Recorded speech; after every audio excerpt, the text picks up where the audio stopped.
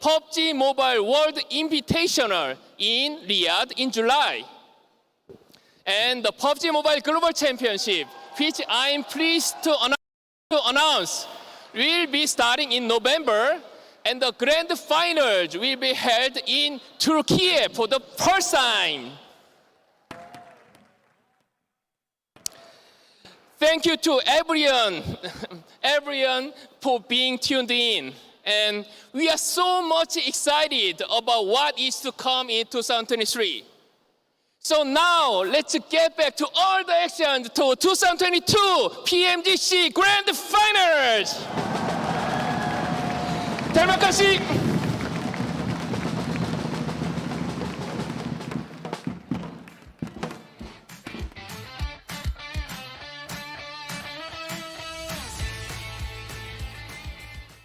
And welcome back to the desk. That is some exciting news, if I may say so. Not only do we have two big international sports events in which we will see PUBG Mobile, the SEA Games, and obviously the 19th Asian Games, but we will have the PMGC in Turkey. Wow, and it's starting in November as well, so we get to see that even earlier. Yeah, I mean, you know when James Yang is here, you know you're going to have some good news, and that is some great news, Seven. In Turkey, we're going to have it over in, I was going to say you're not over in Europe. I'm in Europe. I'm really happy about this. You'll have to travel a little bit. Hopefully I'll be there. Hopefully, I think we'll be there again. I mean, I'm super excited that it is going to be there. I'm super excited that we are going to be having the Grand Finals in December as well. It's not going to be given a long break for the players. I think that's going to be mixing it up. And I mean, we saw the 10-point system announcement too. We saw the regional clashes, which we were talking about it. Nothing has been announced. But Maxman and I were just streaming about Americas versus Europe. It would be just such an amazing clash. It'll be rough to make it happen, but if it does happen, I would say that would be the best rivalry. Yes. Americas versus Europe, you just can't beat that. Americas would meant definitely win. Americas would win. No.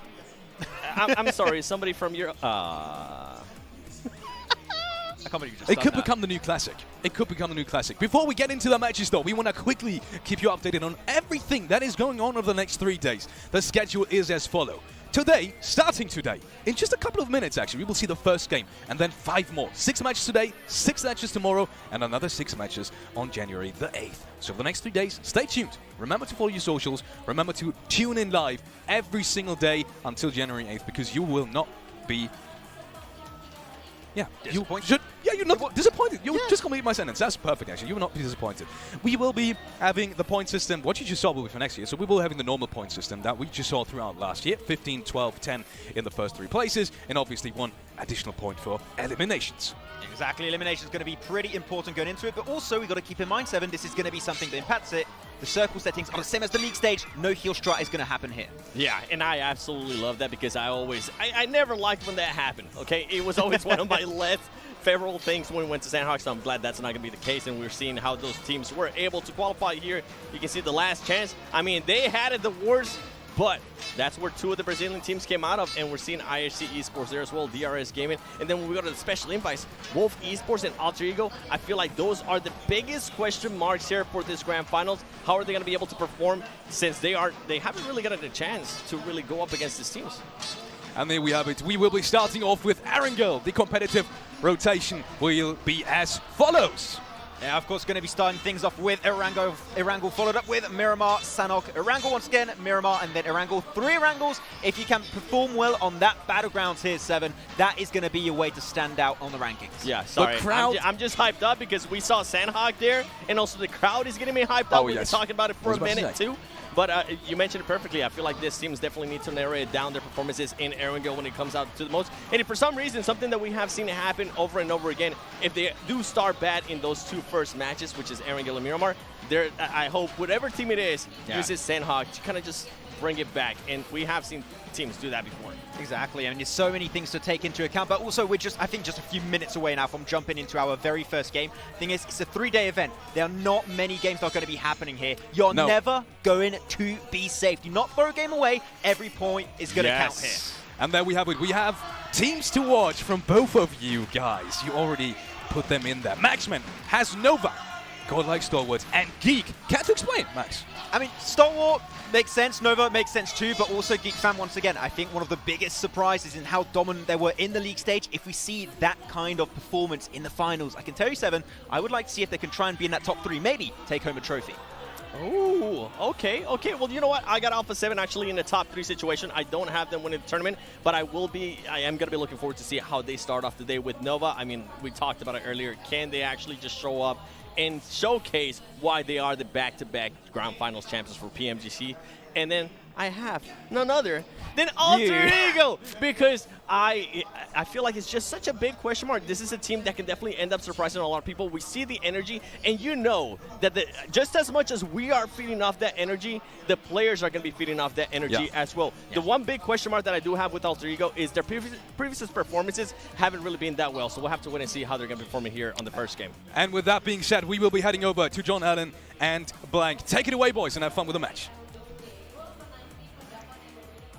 Thank you very much. We are indeed going to have plenty of fun today. We've got 6 matches for these teams to get their teeth stuck into to kick things off the first third of the games. Yeah, there's going to be a fair few matches we've got on the cards today. Obviously, we've done one of them, the show match, and then obviously we've had all these really cool announcements, you know, with Turkey as well being the next. Oh, we're already confirmed that in, locked that in. That's in the calendars now, which is good news.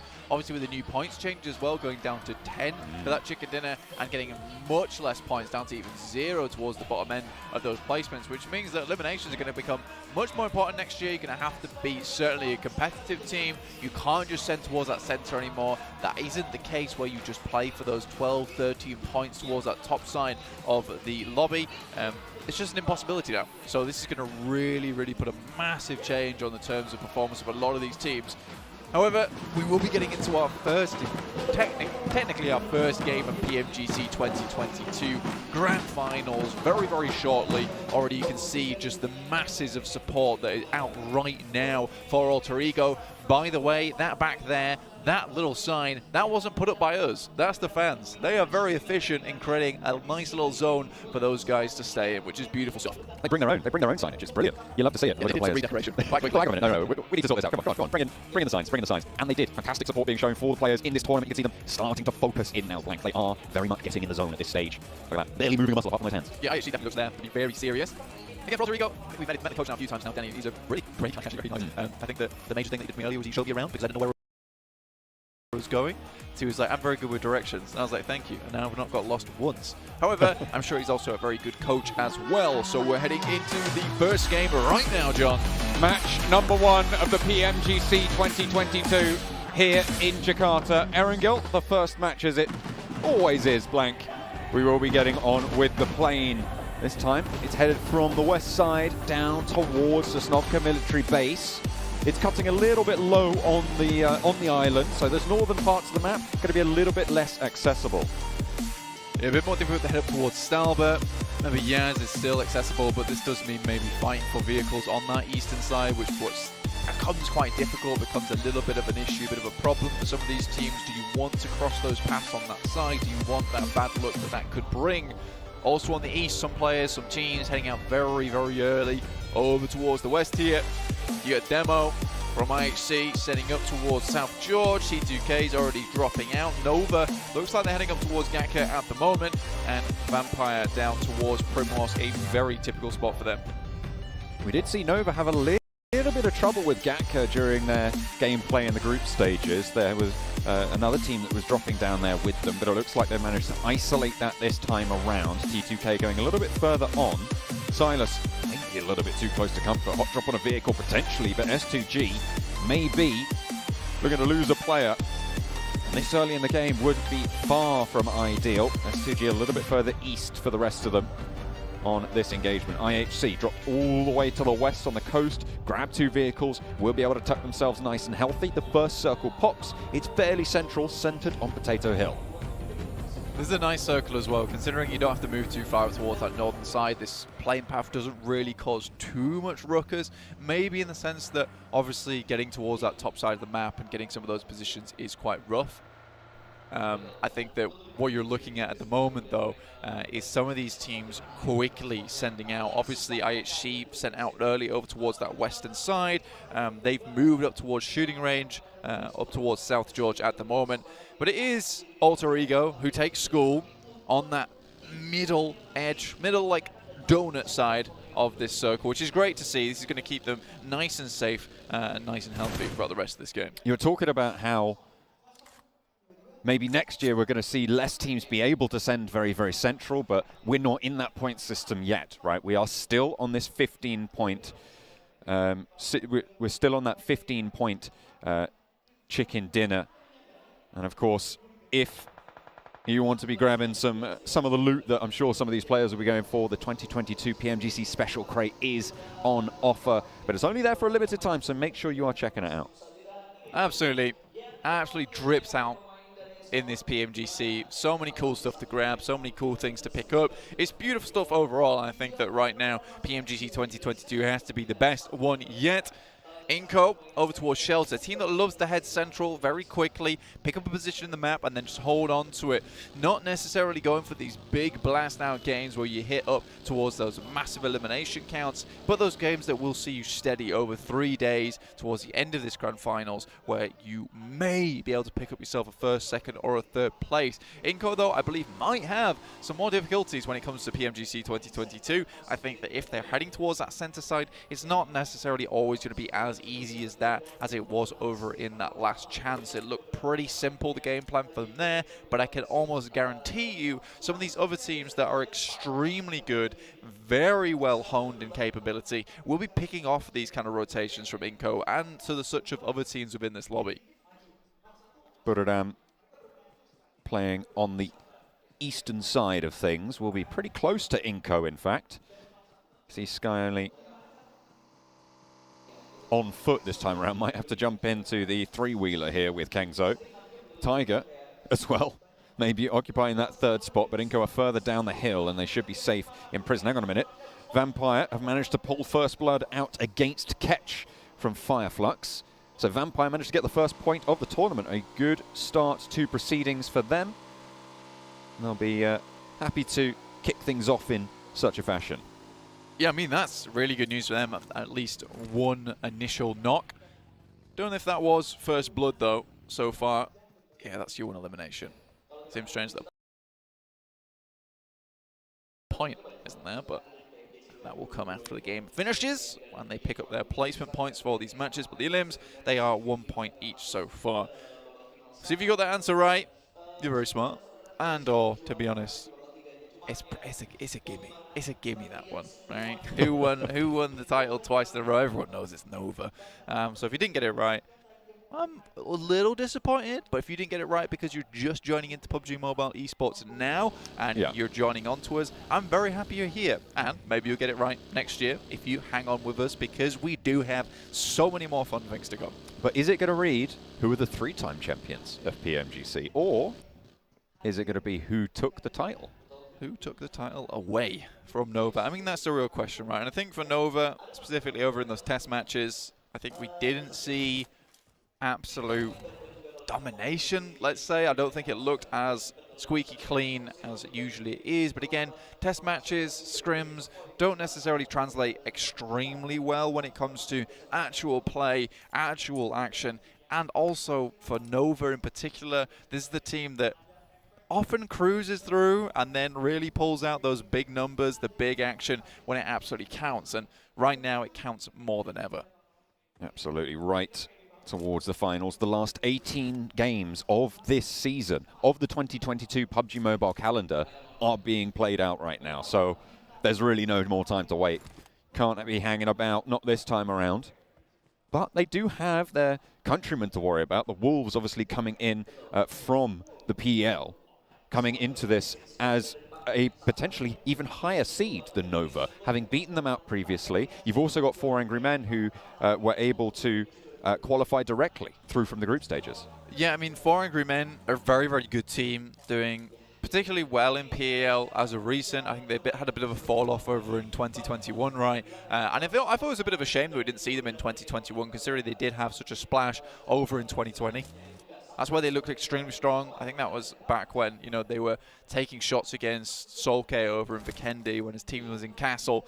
That was a great time. I think they looked like one of the best teams. So, again, 2021 rolls around. 4M isn't there with us. It comes as a massive surprise, a huge shock to the community. So I think seeing 4AM back here is almost a return to normalcy, honestly, which is great for me to see.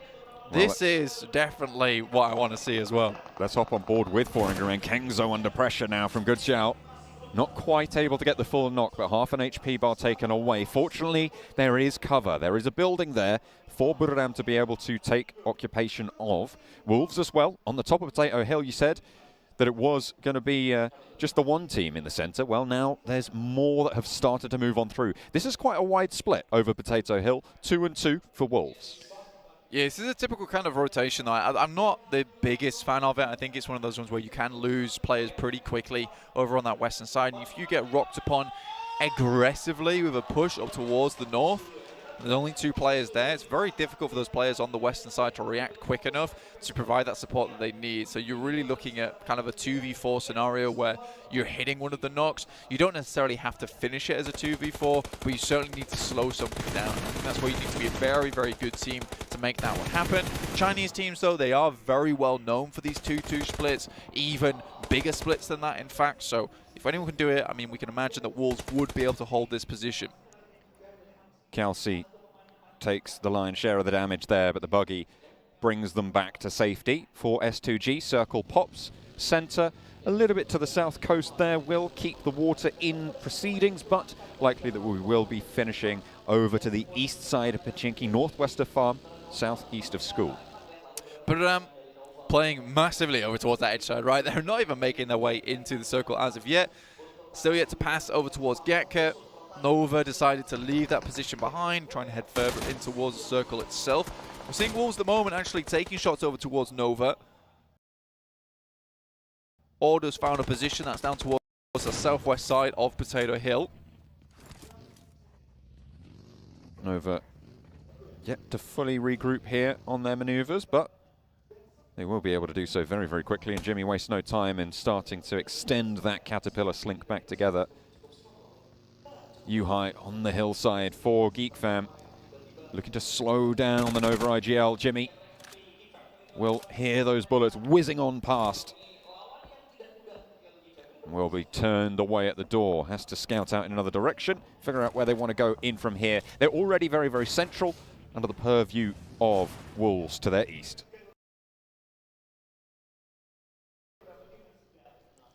Yeah, Wolves still hanging on pretty well. This is an extremely strong position that Nova currently own. One of the stronger positions within this circle, to be honest. Looks out towards that eastern side, provides a lot of cover towards the west as well with the mountainside. Well, less of a mountainside, but more of the ridge being behind you. So a really, really good position that Nova was able to find quite quickly as well. I didn't expect the team to be able to just pick this one up so easily as that. So threaded the needle, found the position they want straight through the sweater. Ching Chen getting some healing done there, keeping themselves safe after the scout for the 4 angry men. Up the road compounds here towards the school. S2G outposted both sides of the road here. We have seen a couple of times where it's been 2 or 3 teams in this one settlement, but S2G have control of it for now. The circle still being fairly large means that no teams are really going to be forced into that poor spot. Yeah, I think that when you're looking at this circle, there is a lot of areas to play, right? There's a lot of elevation, a lot of positions around the map that still have compounds, still have rows that you can play in, still have dips, dives that you can head towards. So I don't think anyone's really put out as of yet. I think for Fireflux, this is maybe becoming a bit more of an issue at this point in time, especially coming down from that northwest side. So yet to have found a home at this point in time. So for them, the rest of the game is going to be a lot about trying to find this next position within the circle. I don't think they have all the information in the world available to them with this type of spot, especially when you get to PMGC. You can see that there's still 63 players remaining, 16 teams still alive. So for a team like Fireflux, finding these positions that are empty, that are still available to pass through, very, very difficult, as teams are quite easily able to bypass one another, open space on the map to allow one another in before they really have to take these necessary fights in the end game. DRS might have been delivered. A couple of engagements here from Alter Ego. Wolves a little bit further down on the south. The Potato is safe for now in the shack. Stays alive, looking to drop a couple of stims. We'll be able to get back to full HP here. They are fairly close together for Alter Ego on their home turf, in their home ground. They'll be able to still be at 4. Who's going to go down first, though? That's the big question here at the PMGC. You don't want to be the first team getting eliminated. The next circle comes through. It's over to the east. Again, getting that lead on the first day is really good, right? It gives you that big buffer. Able to stick up towards that top side of the lobby for a long, long while. Order being popped out by Alter Ego, no less, as well. Wonderful start for them. What a position that Nova held, and Order scouting out a little bit too dangerously. Not quite down as of yet, but Alter Ego are swarming. They want to confirm this flush. There's no way that Nova are going to be able to get this one back either. A couple more bullets did land over towards Order, and now the rest of Nova are taking a couple of shots from Alter Ego. Paraboy worried about S2G as well at the top of the hill. Worried about that position as IHC descend onto Rig in the sidelines, and immediately a rundown and a spray down. Demo is taken out in the process, but will be safe for now. Will be just fine for the time being. Demo getting rezzed up there by Ziol. Yeah, IHC kind of blasted off towards the end of the tournament in league stage. Created a massive gap between them and other teams to allow them to get into this Grand Finals. Not necessarily one of the best teams here in the lobby, but certainly with a chance to prove themselves as one of those best teams. I think right now there's other teams I've got my eyes on, but again, Mongolia was surprised before over in the PMGC. I'm sure they can do that again. 4 second places for IHC in those last chance scenarios.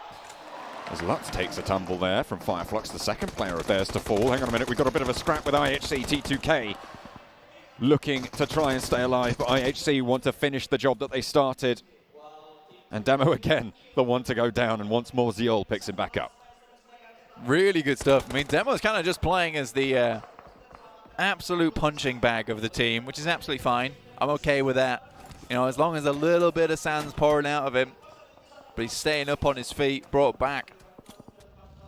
And that defensive shield in front of the team, that's all good for me. So IHC, really, really well done so far. 3 eliminations. T2K didn't know what hit him. Circle up towards our northern side. Solus still with a player on bended knee. 4 AM down underneath and down towards the southeast with good shout. There's Qingchen down towards the south too. They're playing this 2-2 split. I think that they might be ready to converge on top of Solus and Fireflux if they move further ahead of them, maybe towards that north side, and eliminate their approach into towards that circle. The last player from T2K spotted out. Location known and isolated by IHC. On the northern side, Koyovsky has the info there as well, but not really too much ground to be playing around with to get those points on board, to slurp them back up into the pocket. Fireflux, 2 players alive. They've been picked apart a little bit. Solus and Solkay, the remaining duo on the south edge of this next circle near Farm. GeekFam currently on the outside in the cold here, southwest side, near Stalwart. Nova to their north. Remember, Nova have lost a player already, so there are only 3. And Vampire further north of that. Still 3 players, more than enough a lot of times. Influence came in, had a seriously good run throughout the entirety of this year. It's not a case of a team that suddenly they were hit by bright light and able to head in towards the mirror and realize they didn't need the glasses anymore and they were somewhat more muscular. They've always been that way. They've just been working on it for quite some time.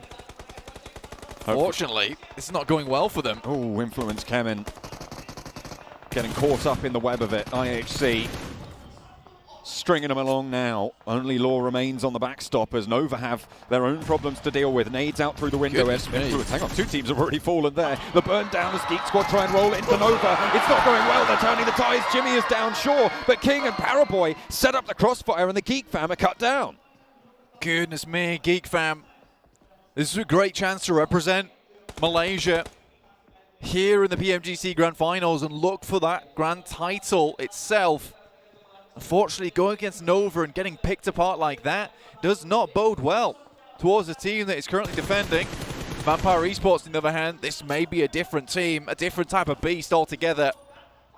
Jimmy did go down in the process, so 2 players alive now for Nova. A knock went over towards Vampire earlier. Schweppes puts a nade through the window to back him off the angle. Oh, it's beautiful! But it goes long and through the door. Paraboy runs right on into it. King now needs to reposition. GeekFam might be able to stay alive off the back of this knock. King dropping those smokes, allowing himself to cross, making sure that he has the cover. Fluke cannot really go for this full aggression just yet. They have to be worried about GeekFam as well, but the hillside's now controlled. King in for the res, but in comes Stone and Ravenclaw in the vehicle. In through the window, pulls the ordnance, and there they go. Nova down and out in the first match. An entirely different beast is exactly what this team is.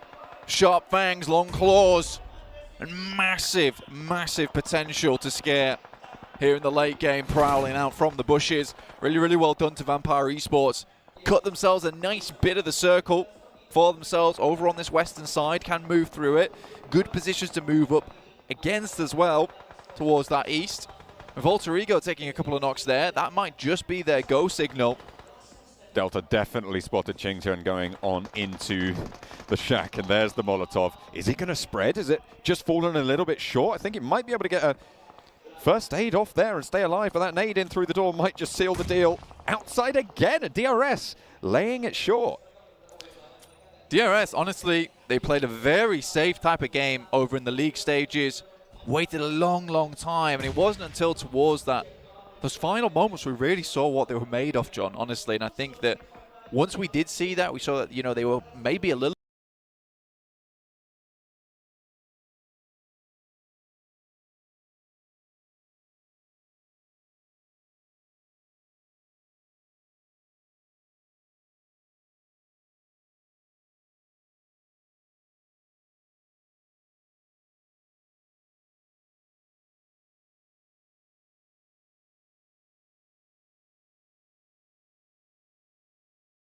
bit more tougher than we expected, considering now on the edge a lot of times. Now they're taking the fights to these big teams over the PMGC. Wolves, Stalwart already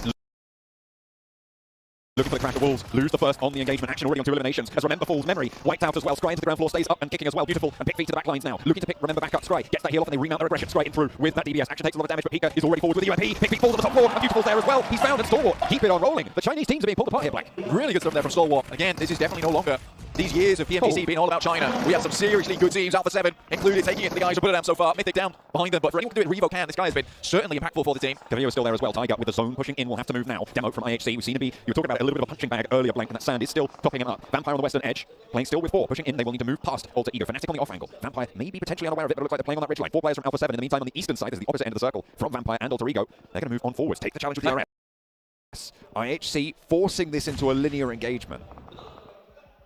Again, a lot of fights can start to pop off now. All these positions no longer really able to just sit around and wait for these teams to get a little bit closer. Inco, though, once again, that macro, that game sense coming to play where they pick up that northern side compound. They do it so often, they do it so well, it almost looks like luck, but I don't think we can say that it is anymore. They just have a very good awareness of where these circles are going and which are the best compounds, which are the best routes in. All 4 players currently holding on that northern side. The only other teams that may be able to contest is S2G as well as IHC right on the edge. But look at this. IHC is suffering. Alpha 7, they felt the pressure of that linearized fight and they said, you know what? We're not messing about here. We're going to isolate you. We're going to take you out of the mix. 6 eliminations now on the cards for Alpha 7, and they can continue to push in from the eastern side towards and potentially past DRS. Alter Ego in the meantime. Potato up the top of the hill has got a lot of sightlines to deal with, but Stalwart have other ideas. They're going to move up and potentially look to dethrone him. Stalwart, like you said, looking to pull the players from Alter Ego away from this position. They also have to worry about Vampire Esports, who I think just have found one over on Alter Ego's side. That's Rex going down. Fnatic, Pombit still alive over towards the north here on that 2-1 split. So Inco really still have a fantastic position in the circle. Looking to pick up some big points here to start off the game. This is what they usually do. It's what they usually did over in league stage, which is pick themselves up a big game at the beginning and then run from it from there. Alpha 7 have taken a knock, as have Stalwart. Vampire, 5 eliminations. They're playing well and together, but they have got a little bit of ground to cover now ahead of them. Alter Ego stay alive as 3. Taking heavy punishment from the north side now. It's S2G taking shots out their way. Fnatic will be able to get that first aid off, but up goes the vehicle and slow it goes down. Potato gets baked. And they're looking to add the cheese as well for 4 Angry Men. It's just Qingchen remaining. The Bison in hand as well. Ponbit, last standing, wants to res Fnatic in this position. Qingchen flushes out the teammate. Again, if he takes down the last 2, that would be a pretty convincing 1v3 coming through from 4 AM. With 8 teams remaining, potentially some good points here for them. DRS still going strong though. You see them with 4 players still alive, 4 eliminations, certainly not bad. Alpha 7 with 6 and 4 teammates still up. Make that 7 now, looking to start out these games strong. Inko in an engagement, but Nene Bete is holding his own, as we know he can do for Inko. Vampire moving on in now, as S2G have moved down south to try and engage on this as well. Up the top, Alter Ego still struggling. As we hop over to the other side of the circle now again. Hang on a minute, we're back here. Silas launches a nade up the hill and Fnatic takes a tumble. Ponbit last standing now for Alter Ego. Damage done though to the ranks of the Vampires as Alter Ego swept aside. 8th place, 1 elimination. Stalwart now with a challenge on DRS on the south side. Forwards position for actions. Pika is already down as Scry is dispatched by Gianti on the off angle. A nice find. Nade in hand on the bottom of the hill, and the res up front needs to come through now, or it needs to stay tall. Rules might not even know about it. Hang on a minute, he's pushed all the way through. He's managed to get a knock on the back, and top falls as well, but they've turned around on Gianti now under pressure from action, but it's DRS, and Stalwart fall. An insanely good crunch there coming out from DRS from either side. I don't think Stalwart saw it was coming. They went for a greedy res there towards the end too, and just wasn't quite enough. This is again what I was talking about earlier, is there's absolutely no teams within this lobby that are not a threat anymore. You cannot just pass anyone up. You can't go for these greedy type of plays. You just have to get out of dodge. Yes, having 4 players is going to lead you to a better chance of getting that win, or maybe tailing out of that fight, but sometimes you just got to run away, and that is what potentially Stalwart should have done with the smokes. Maybe got 1 knock and then just scarpered. Could still go for that top 5 position. That top 3 was still in the bag, still available. DRS turn their attention to Vampire now. Ravenclaw falls. Vampire did get up to 4, but they're bumped back down to 3 fairly quickly. DRS, they have 4 players of their own, and Ravenclaw gets flushed out pretty fast there. Fluke closest now and will feel the brunt of a nade in a second to dunk it down. An alley-oop set up by the DRS squad. 9 eliminations now. And the Nepali team doing so much work, and the rundown is the stone to close it down. S2G, hang on a minute, they've stolen a couple away. Vampire eliminated, and now they're into the fight. S2G taking on DRS, and in the midst of it all, Qingchen has stayed alive for 4 Angry Men. Oh my days, Nepali fans everywhere going to be very happy with how this game has come out. DRS playing a very, very passive game over in the league stage, but as soon as they're here in the PMGC, they've had to turn things up by 11, which is great to see. DRS currently looking very, very clean with it. Right now, a couple more teams to go. S2G, obviously a very strong team hailing from Turkey. 4 AM, 1 player remaining for them. Inko with 3, with that extremely strong position over towards that northern side. But again, DRS, they have lost 1 player, so this is still all to play for. 2 Brazilian teams remain, Alpha 7 and Inko. Alpha 7 in a little bit of a crunch though on the eastern side. Mythic low and actually under pressure from Inko, the other team from Brazil, and they will find the final knock there, the final flush. 7 eliminations, 5th place for Alpha 7. That's a very good start to their tournament.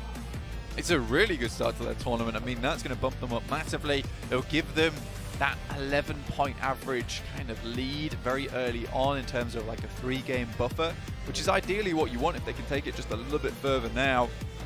I think DRS realizes this, which is why they slow things down massively. S2G, though, still have a chance to bring things back for themselves. It'd be a really good opportunity here to make their countrymen proud. With the announcement that the next global finals will be held in their home country. They're looking to make their mark, to try and state their claim to be there in 2023, but they've got to get through this one first. Really good developments coming through from Turkey this year, honestly. Just in terms of players, in terms of teams, in terms of infrastructure. And again, this has probably been one of the best years in terms of adding those really, really influential players from around the world. But again, DRS takes this one to a grinding halt now. Waiting for any of these teams around them to make a mistake. Pushed us a little bit too far. And they better with that AWM, a fearsome sight as an outpost for Inco. A star player for the roster. With a big heavy hitting gun, Vitali ducks back into the blue, takes a lot of damage to retrieve that buggy, but that could be very, very valuable in the next circle or two to keep them alive, to give them a little bit more cover. Chingchen still alive, top 4. Top 4's great right now for 4AM. They'll take this. Yes, they only got 1 elimination, but the point system, how it still is right now, third, second place really does offer you a very good amount of points, and this kind of game can be salvaged off the back of points lead like that. And for 4AM to identify that, just go for this kind of gameplay. You know, it's not what they would probably do in PAL, but in the PMGC 2022 Grand Finals, this is a good call to make, and that is that adaptability of a lot of these Chinese teams coming into play. Just needing to move a little bit further forwards in the next zone. Pretty close to the edge right now. The blue zone will not slow.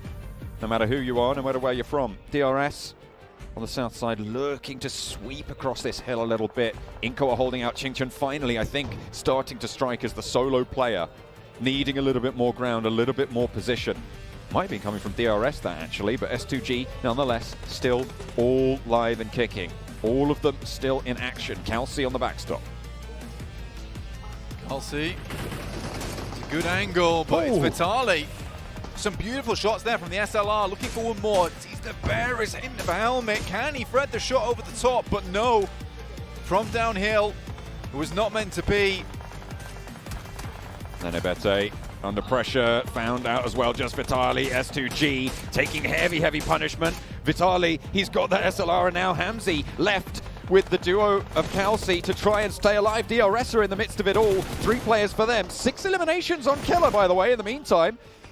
And the players from Inco started to fall down the hill. In the midst of it all, still Chingchen stays alive, but finally dispatched. The 4 angry men will go down in 4th place. Now, Vitali around the edge, has the DBS, waits for him to go close. I don't even know if that was from the DBS. Yes, it was. Hamzy sent packing, and now Inco down the hill leaves DRS a golden opportunity, which they will seize with both hands. The Nepali team shout loud in the first match. Can you believe it though? Nenebete was looking with the AWM to make a splash in his first game, but in fact it was Vitali out of nowhere with the SLR and that DBS to finish things off for S2G, but DRS really knew when to speed up that game, when to slow it down, and 100% deserved that win there for Nepal. Really, really, really strong play from them. You can see that they're relieved by this as well. This is going to give them that nice points buffer available to them to carry on going.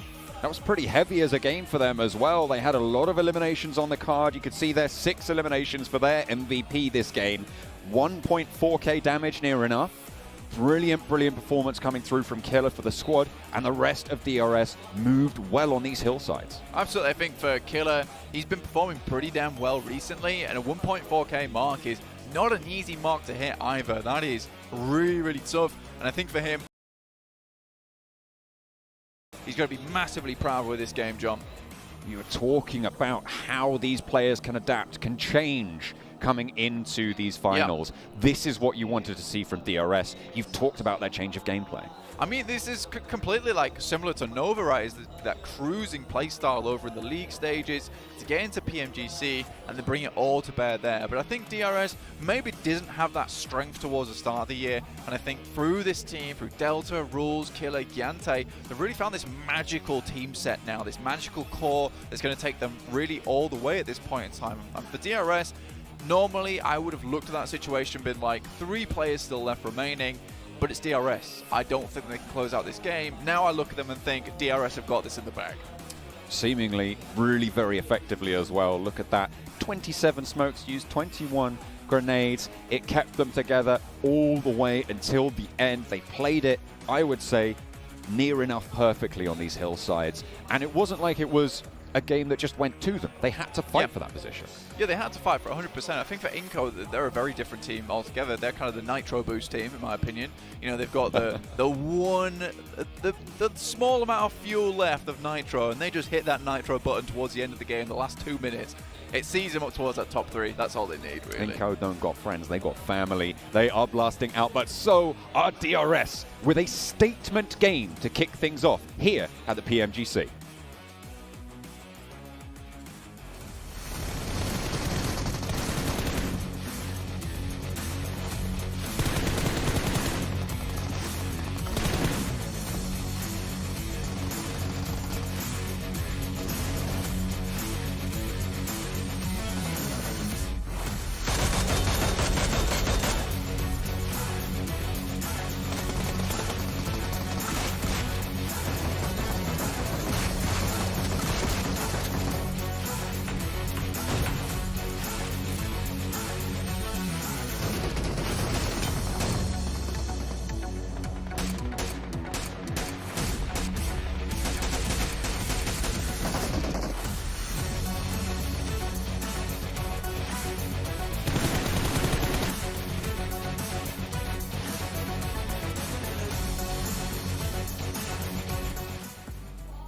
DRS taking home a phenomenal game. That is 28 points, ladies and gentlemen, in their bags to start off the PMGC journey. What can you say about that one? That is phenomenal. You can never count out the power. I have the impression that's what we can say here, Seven. Always a team that can get himself these strong chicken dinners. And the way they played it, I love how John really mentioned it during that game. So close to almost perfection, the control of that high ground position. Like, really, as long as they cleared the team south and east, there was no way DRS did not get that chicken dinner. Yeah, and I love the aggressiveness that they were able to showcase too. I mean, we saw them being able to run over people too. We saw them being able to use anything within their means to just get those eliminations. They ended up with their team. But I mean, Inco Gaming, for them to be able to do 10 elims, I thought that was great too. We saw at one point Vitali being able to get some great angles, trying to put on some damage. It was kind of sad not being able to see Nenebete use that arm. I would have loved to see that. Yeah, you got himself at least one, I think, knock plus a flush afterwards. I wanted more. It's not DBS, you know. I'll tell you that much. But hey, Brazil looking good. Get himself a second and fourth place in points 1. Pretty good start. S2G as well, we saw them there, and then you can see one of the players that I was talking about, Inco Vitali. He was able to put up 7 eliminations, 44% of the contributed. Are you kidding me? 1,300 damage too? Wait, look at my boy Killer. 21 nades on his lonesome. What? His backpack was just full of nades. Okay. Vitali had 1. No. Well, his looting phase must have been pretty good if he was able to throw 21 grenades. Might have been some smokes in there. Maybe too. a few here and there. You know, Yeah, you got to use those. Still, what, like, for them to start off like this, that is so impressive. 1,300 damage out of both players. Well, we already have Inco here right now. They were the team that had, well, the best position for most of the circle. They were the only ones that had hard cover inside their compound on the southern side. Still getting 7 elims and just 1 player and 10 in total. Is this something you expected with that circle? I mean, the thing is, as you said, right, the circle did come their way, but the way they just control it, and especially when they sent Nenebete, keeping 2 players retreated in the compound, you're just somewhat securing a big area, and you just say, look, allowing yourself to get a few eliminations here and there, but top performer, of course, is going to be Vitali this time around. Who else? And, I mean, yeah, 44% team contribution, really putting the foot forward for Inco. Yeah, and for me, I mean, Killer YT as well, being able to put up 6 elims. We saw them earlier too. But Vampire Esports, I felt like that was just such a pleasant surprise. We were looking at each other, we were hyped up. I was getting flashbacks from PMWI. This team just being able to third party. I feel like that was the story for me, and I'm really, really excited to see that type of Vampire here. I was really wondering, is what we saw in PMWI going to be shown up once again here? And I can say it already in the first game here, Seven, that is the case. They took down Nova. They went for an amazing push right after that onto Alter Ego. They're looking hot. They're looking great. They're looking like they want a first good day. And that is it, ladies and gentlemen, with match 1 of PMGC 2022. Match number 2 is coming up any minute, and we've got Miramar, ladies and gentlemen. Miramar? That's how I call it. Oh, okay. That's something new, I guess. We haven't been working together for so long. But Miramar is coming up any second. I do want to touch on a couple of things because I don't think we've had enough talk about the first game. You were talking about Vampire, and I wanna touch on something really quick because they took out the current champion of PMGC of the last 2 seasons. But how did that fight even start? Because you were having some interesting thoughts about that. Yeah, because they took themselves a fight right before. Nova were able to actually defend that compound at first, but the player got knocked. And that's the cool thing that I love so much about Vampire. They are so aware of their surroundings. Every time something happens, they're like, okay, we know what's happening around us. Let's try and turn that into a favorable situation. They had a perfect 2-2 split, shoot angles to scout information on that compound. They're like, we're not going to allow you to get that res. We're going to get close, get that nade from Schweppes, and then it's just so easy to just like, okay, full send it. It's in the bag, boys. And it was indeed in the bag. And I felt like that nade was perfect too from Vampire, from Schweppes, because you can see he's positioned himself exactly, and he knew that Paraboy was going to decide to back off and probably go into that closet there in that second floor. It got him perfect. And going a little bit back to on Nova, I mean, for them to lose order right away, I feel like that was just such a huge shocker. And then, I mean, we heard it too. Alter Ego being able to get that LM, everybody went absolutely crazy, but I feel like that definitely hurt a little bit of Nova there, losing that big of a player. I am excited, though. We mentioned it. I'm so excited to see Vampire Esports willing to take those third parties and willing to be so aware.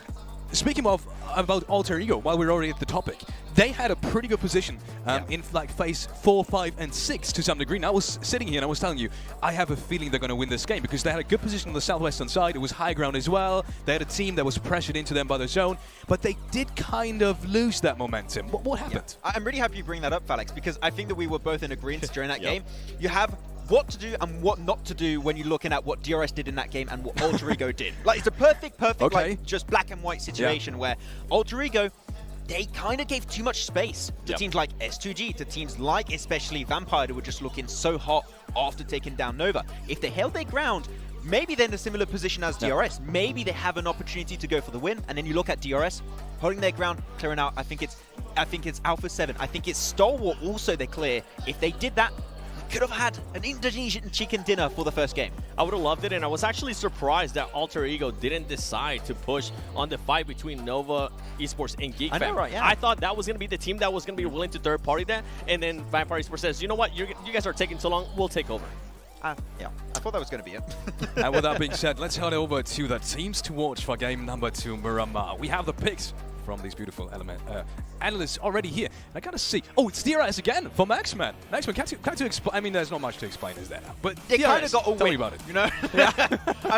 I just like the confidence they were showing in that game because, like, DRS in the past, like, of course, this is a completely different roster, but when we used to see teams from Nepal, they're like, not teams that are known for being like, okay, we're going to put our foot down. This is our position. If you try and push it, you're going to lose. And I love that kind of mentality from them in the very first game.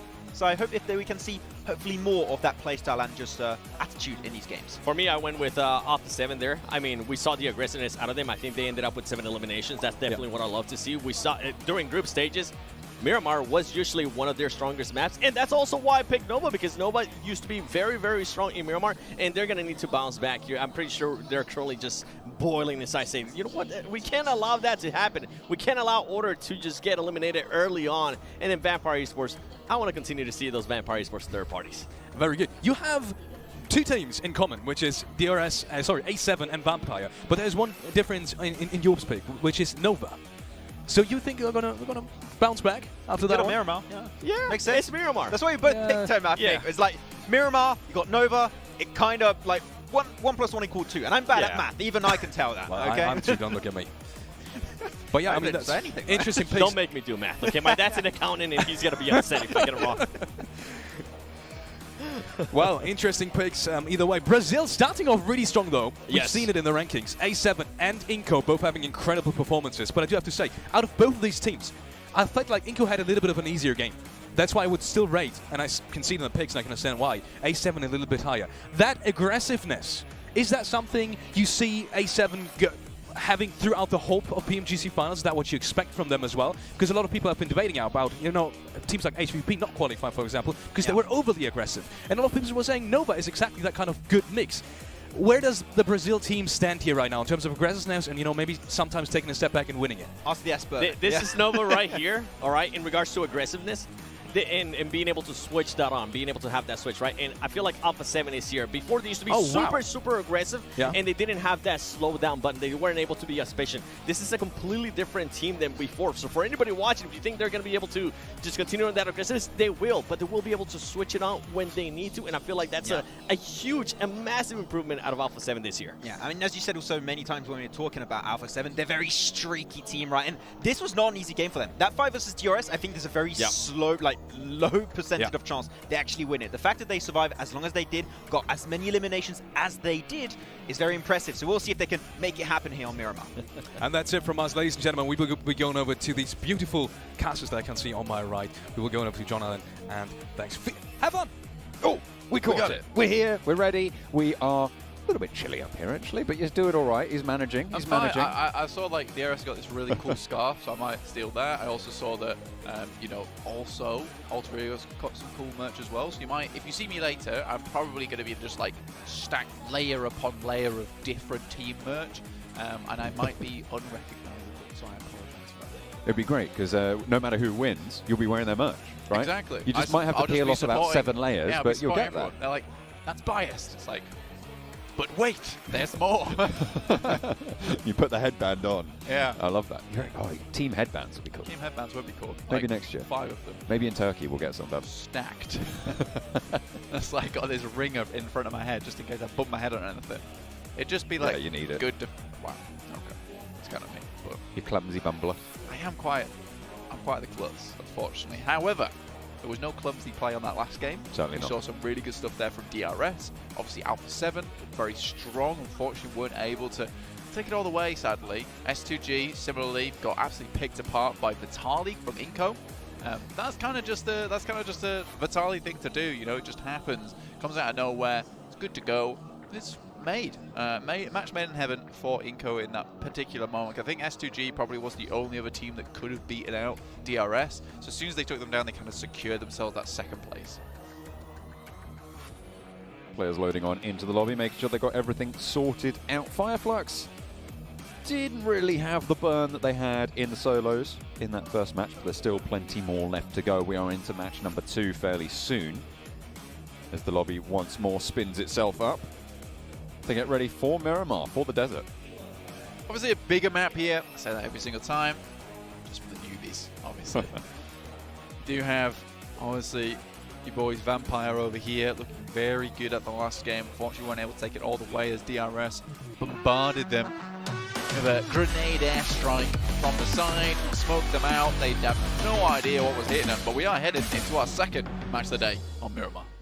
Plane path from Los Higos all the way up to Torre Ahumada in the northeast side. A fairly even cut on the plane path. Should be fairly kind to everyone involved. You'll be looking at who's going to be dropping out towards places like Picado, like Los Leones, or Pozzo as well. A crucial area. Montenuevo potential to get a little bit hot on this plane path as well. Potential for Montenuevo to get a little bit spicy. The team's able to quickly head up towards that northwest side and get themselves in position.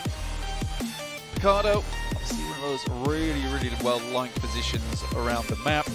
Maybe someone's going to pick up that soon. Torre Ahumada, also easy enough to head towards. And the Coperia, another position around the map that does provide you a lot of options towards that late game. So it's a surprisingly good playing path here for a lot of teams in this lobby. We'll just see who's able to pick up those priority spots early. Halfway on the plane path now. Alter Ego, DRS close to one another on the south coast.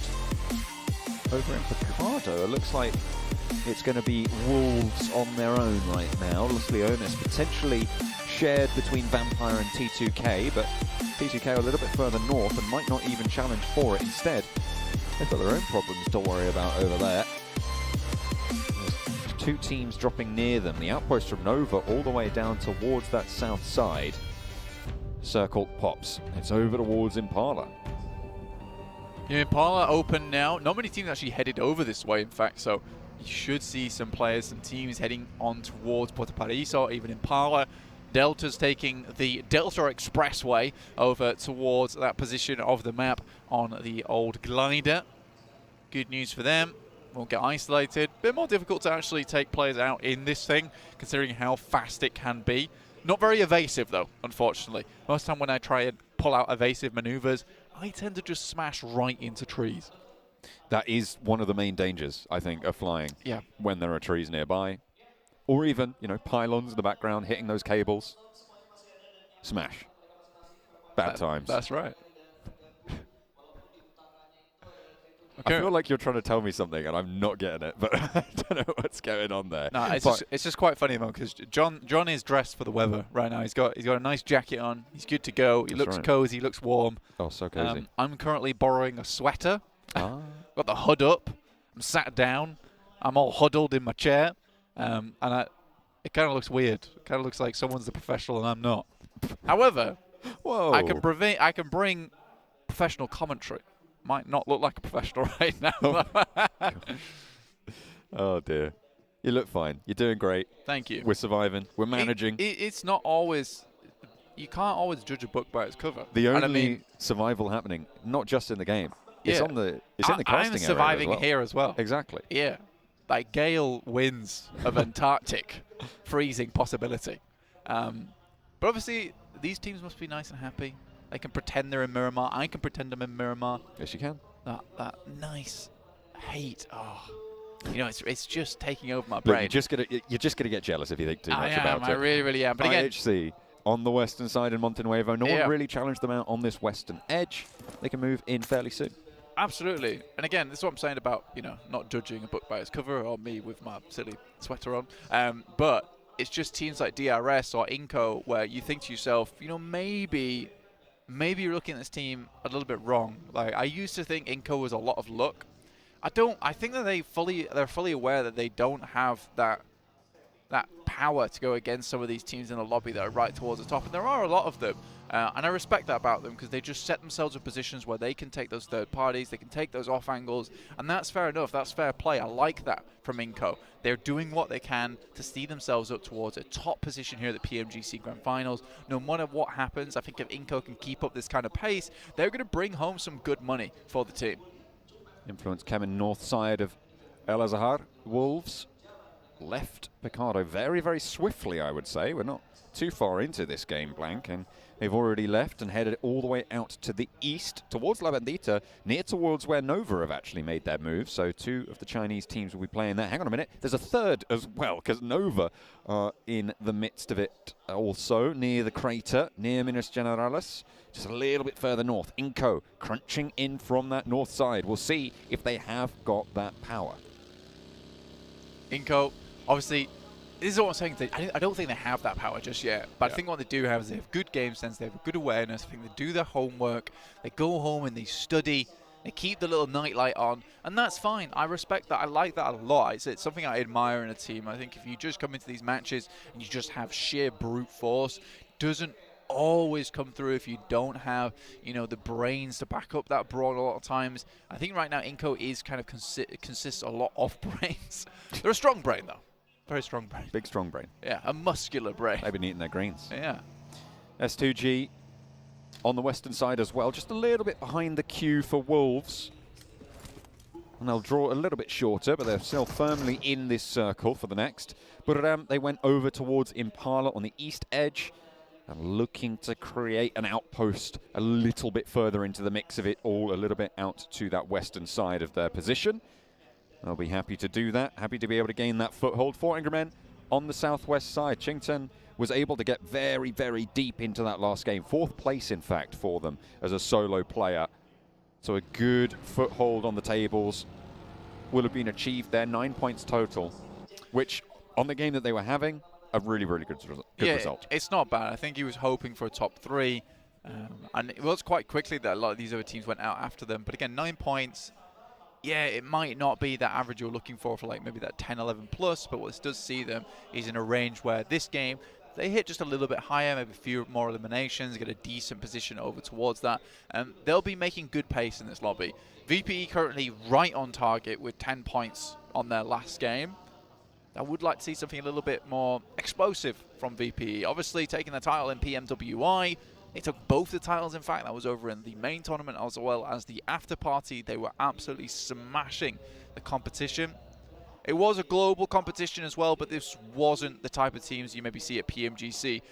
It was some of the best teams around the world, and honestly, then we cut down to these leanest and meanest for PMGC 2022 Grand Finals. I do think VPE could take home the grand title, and it would be an incredible result for Thailand overall, and a massive meteoric rise there for Vampire Esports, a relatively unknown team. Having two Thailand teams as well coming in from the region, Vampire and Buriram, is already a great result for the region. Blank. They've already managed to put up a phenomenal performance over the 2022 season, so we're looking for more coming out of that side of the world. In the SEA area, of course, with the updated PMPL formats, with the shifts coming through, there's all the more opportunities for teams to try and take them on in that region as well. 400 men looking to take on a team of their own, the home team, Alter Egos. But no one really going down too low, no one really taking too much damage, just presence being demonstrated and felt. Yeah, territory usually very important here on Miramar. I think that you can kind of claim a lot of territory quite quickly. Specifically because there is so much elevation on this side of the map as well towards El Azahar.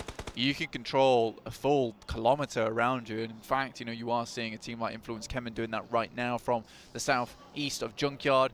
A7 tend to take very similar rotations to Influence Kemin, though a lot of times it has been Influence Kemin winning out on that side. With this circle though, it's just quite cruel. I think Alpha 7 had figured out a path past Influence Kemin, but now they have to pass them if they want to get in towards the circle. So I think maybe this is a rotate in together. I don't think Alpha 7 wants to get too far behind this movement. Alpha 7 in the last game, 5th place, 7 eliminations. We talked about that being a great start for them. 13 points will be their current lineup there. They kind of remind me of like a combo point team, because, you know, as they start to build up those combo points and they keep hitting their target, they keep striking different areas, you know, you start to see them like really blast out, and that's when you'll see the momentum carry them throughout the rest of the game towards that very, very end game where they just look absolutely phenomenal. I think if you see Alpha 7 start to strike out too early though, or a little bit too late, and then they stumble, they falter, that's when the engine starts to, you know, get caught up a little bit, starts to choke and gurgle, and I think Alpha 7 needs to really avoid those type of situations and maybe come to a dead stop, reevaluate, and then go again from step one. Fuel not quite mixing there properly for the Inco engine, and King spots a shot onto Squash. Sells it on down. Wolves, S2G taking a little bit of scrap at their own. The Wolves try and crash on in, but S2G, they played well in the last game. They're going to continue to do so here. Memory burned away as well. 2 points found for Kelsey. Yeah, there's a lot of confidence coming through for S2G from the global stage, right? There was a lot of people predicting them to be in the top 3. And I think right now they're proving why they should be up towards that position at the moment with 15 points, 2 eliminations found. Inco, I think this is kind of typical of what we expected to see. Eventually they were going to head central. Fortunately, Nova is just too quick with this rotation. They're comfortable with making it as well. If anyone gets too close, they're going to quickly take shots down towards them. Now, Inco's suffering because there are more teams willing to play center and very quickly.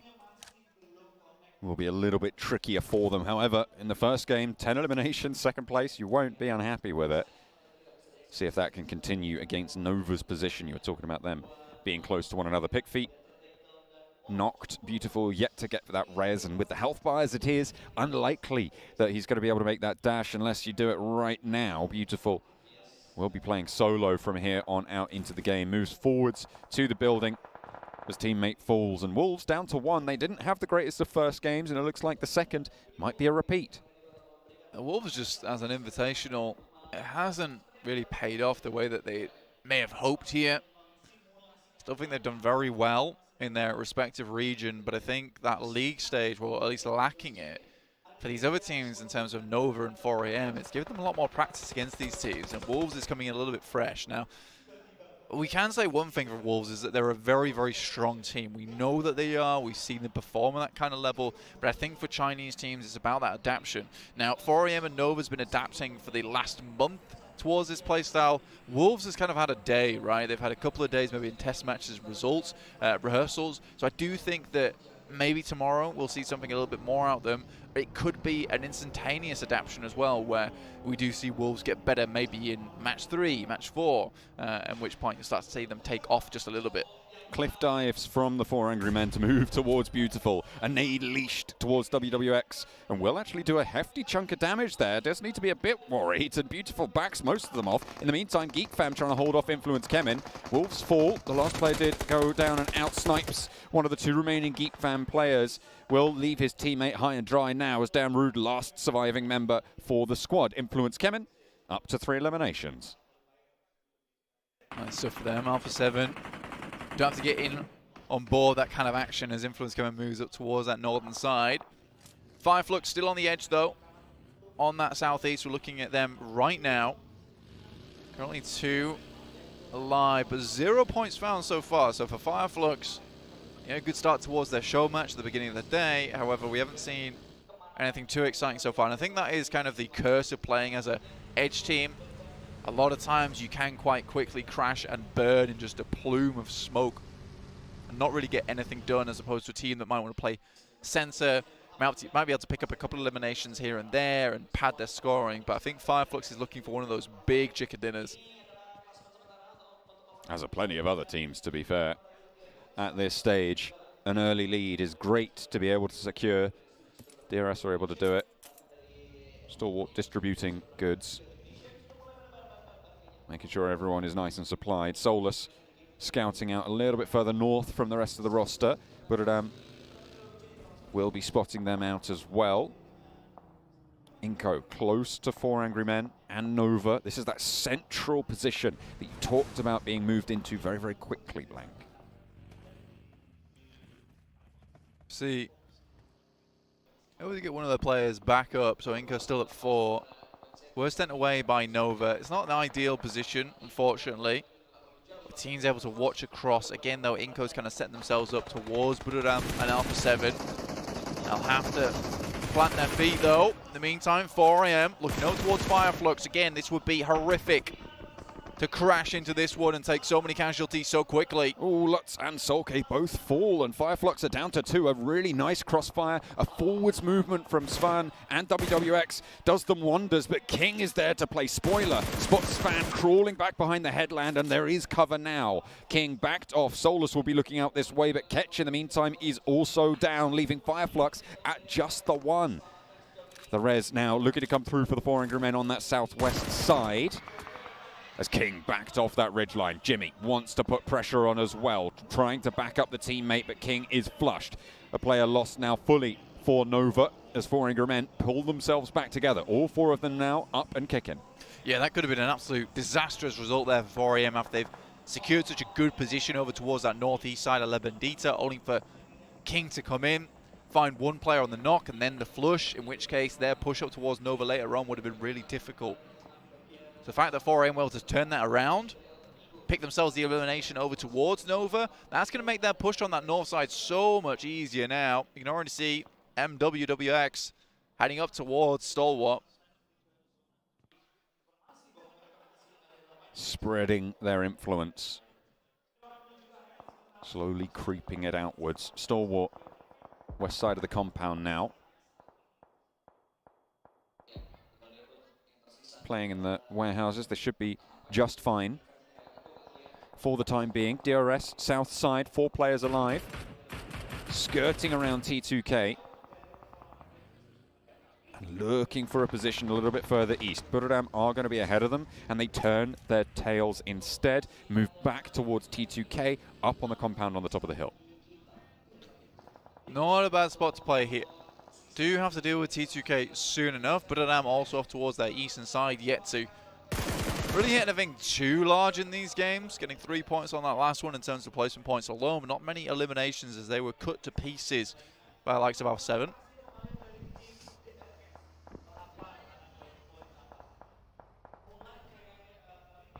Delta moving up into the smoke. As Rules establishes the off angle for DRS, they are going to be looking for this almost directly, but Alter Egos may be a third party on this engagement. You can see Potato there just off in the distance, moving forwards towards things as they go off. Oh, a lovely nade straight on through.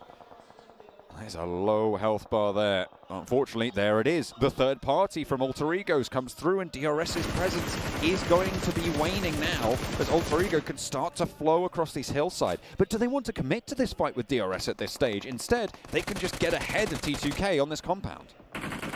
Decent start there, though. One down at least. Like you said, John, do they want to get ahead of this one? Do they want to move further up? But doing that would mean they would have to come face-to-face with 4AM or Vampire Esports towards La Bandita. It's a bit difficult now if you're on this southern side. I think anyone that's moved already up in towards that north edge of Minas Generalis is feeling pretty happy. Just off the back of the fact that they don't have to move too much. Little Boy from Influence came in actually scouting down towards the eastern side of Minas Generalis. Kind of like that move. Vampire bringing Stoned back down the hill. Razy and Silas looking to just peek over this ridge line, get a little bit of control. They've spread out 2 and 2. They're not looking to take the center of this crater, but they want the info on the teams that have got that. And they'll be able to get away with that to boot. Circle pops. Central away from that southwest glut, and mostly away from the teams on the northwest as well. There's going to be a lot of scrapping up there. 100%. I think there's going to be a huge amount of engagements. Demo already down. The scout from IHC certainly doing his job there. They will lose 1 player, but Nova with 3 as well. But I think for Influence Kevin, they just have so much strength on this northern side with Little Boy holding that compound towards the east. Law still on high, providing that high ground vision. The bird's eye view of the map. Really, really well done. It looks like S2G now moving in from the west, maybe looking to try and hamper the guys from 4AM, pick up that position over on the ridge side, clearing out the entirety of La Bandita before thinking about doing anything about it. 5 eliminations for Influence Kemen. This is the only Brazilian team that didn't really have a great game last time around. They got no points on the first, going out in 15th place, so good to see that they are not going to be discouraged by that. They will start to step up now. 5 eliminations, most in the current game here. And you were talking about the strength of their position, so we'll see if they can leverage that and earn the points that it would beget. T2K on the south side, looking to move a little bit further north. Hamzy moves on in the meantime and spots a stalwart player. Pika picked off. Pika, not the most ideal a spot for them. Stalwart looking to get a little bit further on their side. Obviously, top, Scry towards that western edge. I think Nova's got a pretty good chokehold on them at this point in time, though. Some smokes went down, but Nova has to worry about the guys from IHC. Alter Ego taking Nox 2. Potato, I think he's last remaining now for the team. Ooh. Delta just gets back to cover for DRS and around the side again. Yep, and into the upstairs position now for Delta, but the blue zone's there, and there's the knock. T2K will not have to worry about that one. Killer further ahead of the curve. Jane just needs to stay alive, and they can move in and play this one smart. They should see that Delta's gone down and will be flushed as well. T2K also taking shots over towards Schweppes. Will be able to find them, but there is an answer on that engagement. Influence Kemen in the meantime on the northern side. They've been troubling IHC for a long, long time and will continue to give them that very same trouble. More eliminations starting to flow on through, and teams are dropping like flies now, Blank. We've just lost, I think, 5 teams in about 10 seconds.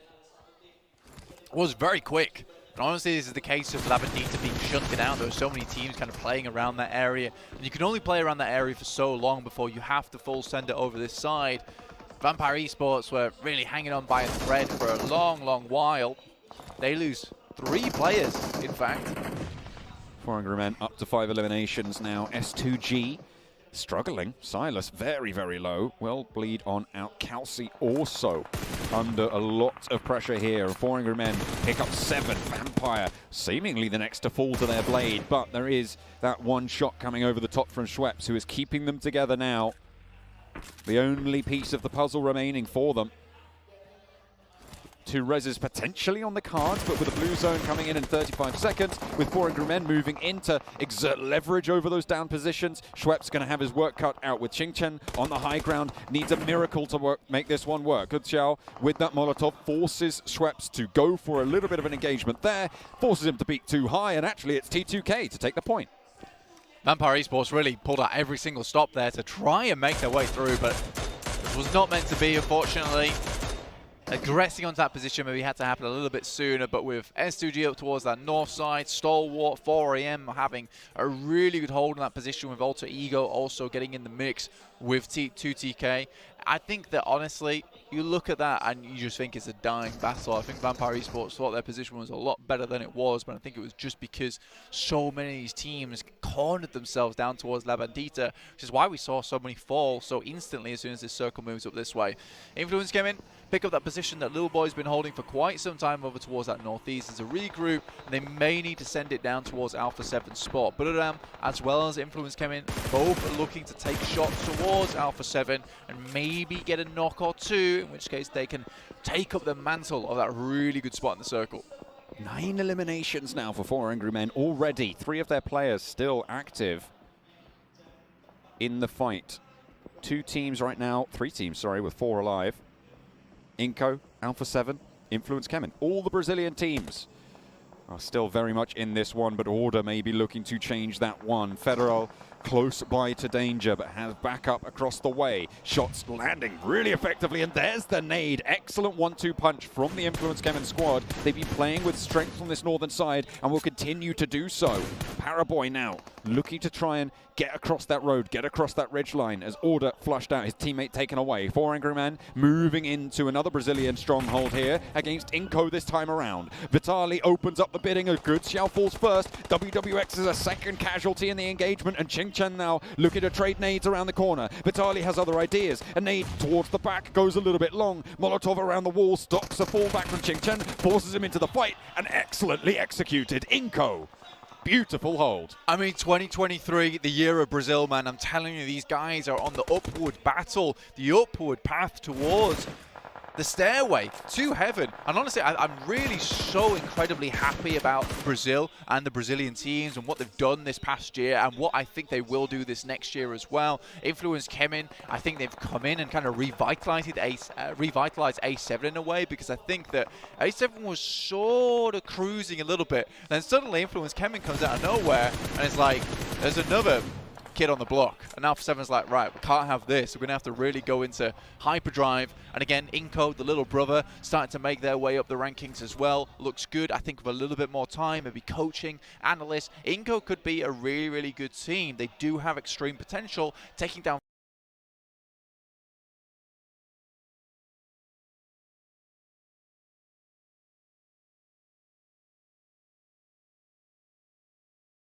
4AM like that is not easy. And when you've got stars like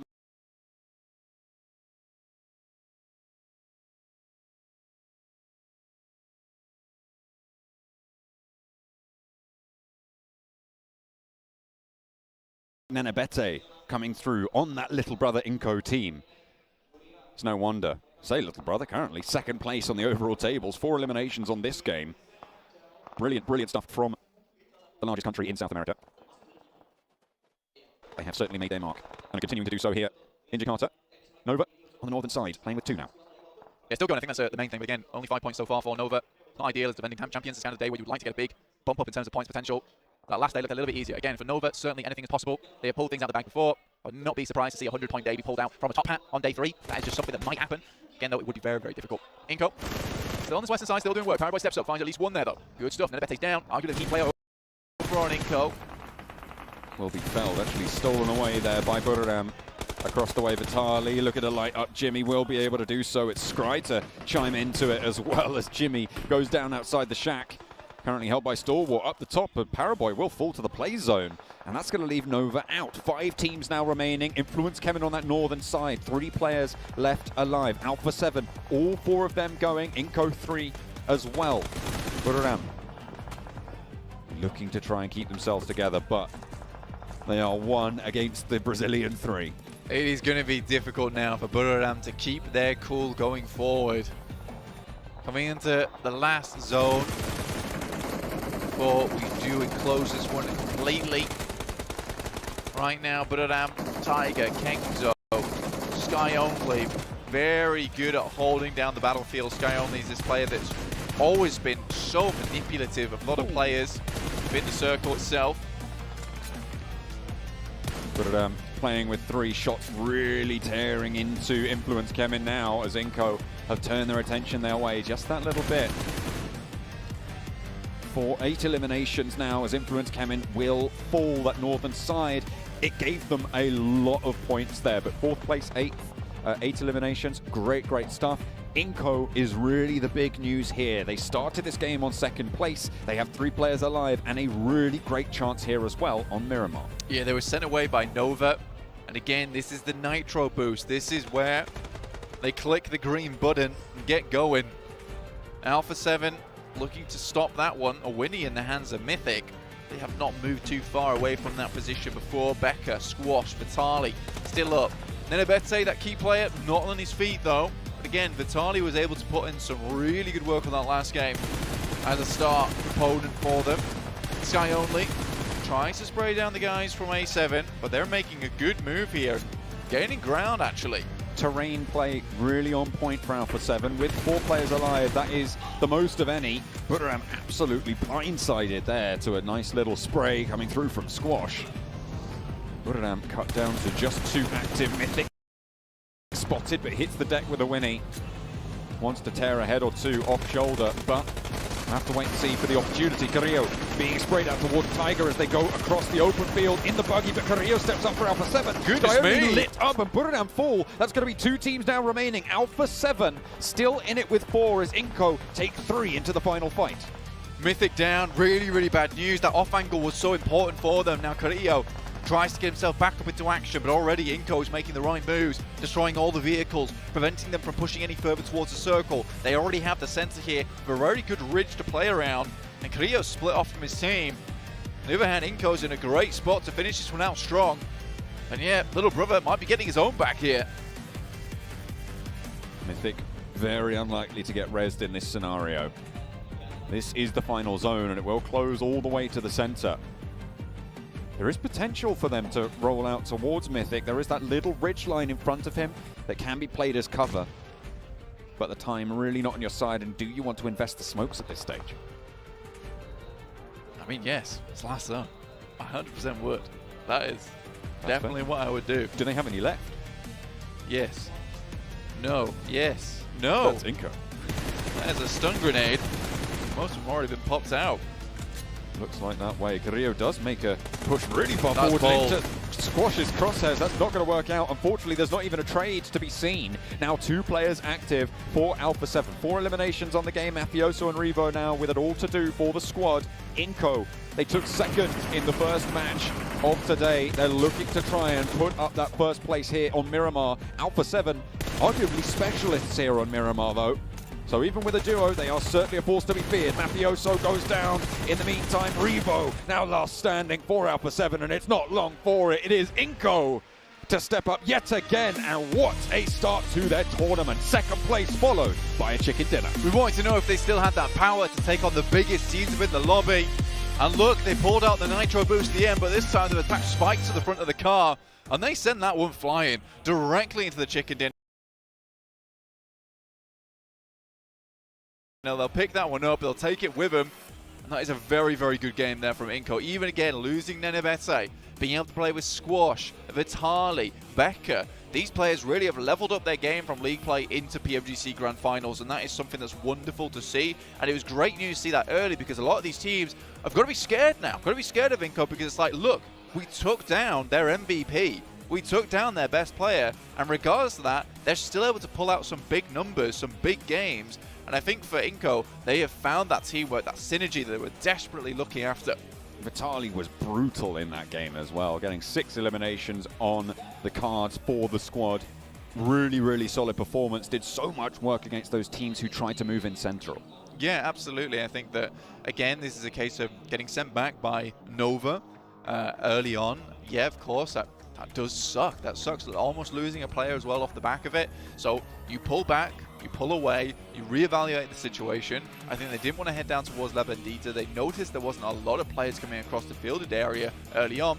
So they thought, look, so many players must be down that southwest edge according to the actual playing path at the beginning, which went southwest up to northeast. So a very smart play from them to just kind of hover in that location.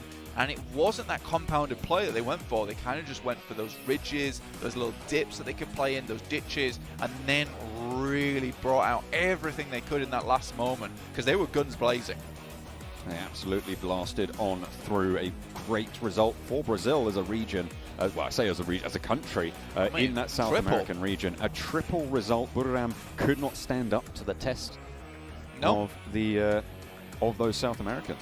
I think Sky Only just wasn't prepared for the amount of firepower that's coming back his way. I think Sky Only's used to, stepping up, hitting some shots, and laying back down again. Well, Inco making statements here, making big moves. And what a time to do it at the PMGC.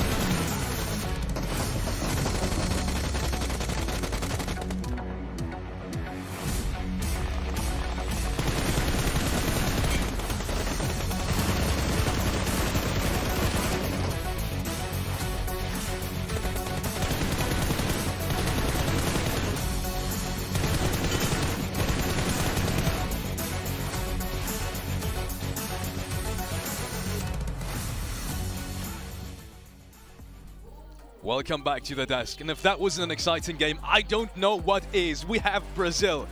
3 of the 3 teams inside the top 4. Now, Seven, if you're not smiling all over your face, I don't know when you are. It usually takes a little bit longer for me to say this, but I think this is the perfect time to say this, Max.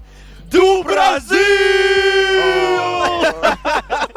Inco Gaming, 25 total points, 10 elims, and then you have Buriram United Esports. For them to be able to put up 18 points, they definitely needed those points. But Alpha 7 continuing on a good performance, being able to get 16 points, Influence Champion as well, 16 points for them. Those teams from Brazil, and this is without Sandhawk too. I can't wait to see what they're going to be doing. It's going to be a real hype. I do like normally during PMGC Grand Finals, I was going to call you Alpha 7. That's how close you are tied to them. I like having now a little bit of rivalry on which team to look at. But really, I have to say, your pick of Brazil this event has been just great so far. And Vitali, new MVP in the only 2 games so far in these Grand Finals. This guy's been clutch. He cleared out 4 AM in that game too. This guy is on an absolute tear at the very start of these finals. It is. In the first game, I thought maybe it was because they had the circle, but I feel like in this one, they were able to showcase it a little bit more of the actual talent that they're currently having. And I mean, for him to be able to get 6 eliminations out of 662 damage, that is so great to see. And it's impressive because before this PMGC Grand Final started, we were all talking about Nenebet to this, Nenebet to that. Guess what? Now you're going to have to include Vitali because now that's back-to-back 6 elimination games. Exactly. I mean, a new player when it comes to this stage here, Seven, he's been looking so good. And no, Buriram, a team that had a little bit of a tougher time, right? Because they had to escape those field of positions. A lot of teams already were in strong positions inside that field finish. Did make it a little bit rough for them. Still, I would say, a strong approach, but the circle made it just a little bit rough to play at the end. And for 4 Angry Man, Qingchen, I mean, for him to be able to get 4 elims, this was a team that didn't actually perform that well in the first match. A great bounce back. Exactly. I mean, I think it was Vampire that was struggling to leave, and they made sure Vampire were not leaving that position. Playing the edge of Bandita in that position, you just get so much information, can get such, information to make the next rotation. Yes. Unless you go into Vitali, which is what happened. Now, team I quickly want to touch on was 4 AM, which for the first time now, obviously the first game didn't really go that way. First time, scored some actual impactful points. Yeah, I mean, as you said, right, that high ground position on La Bandita gets them the information, but especially that La Bandita is where in the circle when it moves away and it's a late game circle, it's hard to escape from that position. They knew that, so they really tried to play that position to their strength. Perfect. Before we go into a quick break, let's quickly take a moment and thank our sponsors once again. And first up, that is obviously, you can already see everyone just pointing at it because, I mean, there's a reason for it. Look, it's beautiful. It's honestly beautiful. Like the backside of it will disappear. Wait until you see the front side. It will? Yeah. It will disappear? Oh, yeah. Are you taking it? I might take it home by mistake. Wait. Security. What is that over there? What is that? Where is it? I don't know. Oh, it's Either gone! way, let me tell you something about this beautiful thing. Go Brazil! Xperia One Mark IV and Xperia Stream were co-developed, and I'm not kidding, in collaboration with professional esports players. And you can play PUBG Mobile with Xperia Stream's total cooling system and multiple ports for intense gaming and streaming. If you want to share your favorite clips, your highlight reels, please share them with Xperia Stream. Also, Prime Gaming, thank you so much for helping out and supporting this tournament, PMGC 2022. It's been an absolute blast so far. We're just getting started. With Prime Gaming, you can get free in-game content. You pretty much do anything with it, right? There's plenty of free games as well, and the coolest thing about it is, obviously, we're playing PUBG Mobile here. You can get free PUBG Mobile content, free PUBG Mobile skins, in-game stuff as well. So make sure to check out Prime Gaming. And lastly, I want to thank the PBESI as well, which is the Indonesian Esports Association, the local one. Thank you so much for supporting this event as well. It's, yeah, we're glad to have you on board. We're glad to have you on board. One more thing for you guys at home. We have a survey going on right now. Some of you have already seen it, some of you haven't. And for the ones that haven't, make sure to check out the links in the chat and of course also the links on social media. You will find a link to a feedback survey, and this is gonna help us massively in terms of improving the show. You can write whatever you want in there. It's, as I said, it's pretty easy to understand. Click on the link and you'll find out what it is about. And by doing that, that's the best part, you may get a chance to win some prizes. Ooh. And obviously at that point, thank you all in advance yeah, for sharing your feedback via the survey. And with that being said, we are going into a quick break. I gotta get my phone back at some point. We're going into a quick break. See you in just a couple of minutes.